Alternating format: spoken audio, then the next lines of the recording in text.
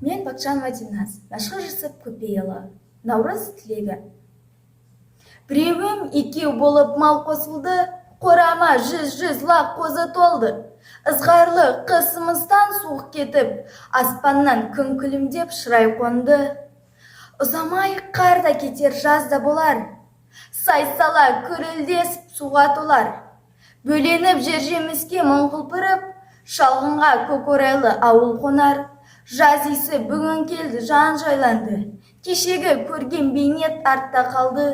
Өмірге жаңа жолдар ашатұғын, жаңа жыл бүгінгі жаздың алды.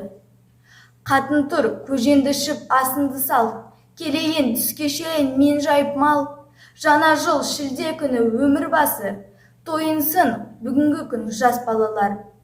Жас бас қосқан шалдар жастар бөлек-бөлек, қамдаған үй қожасы мейрамды елеп, шараны шайқалдырып алып салды.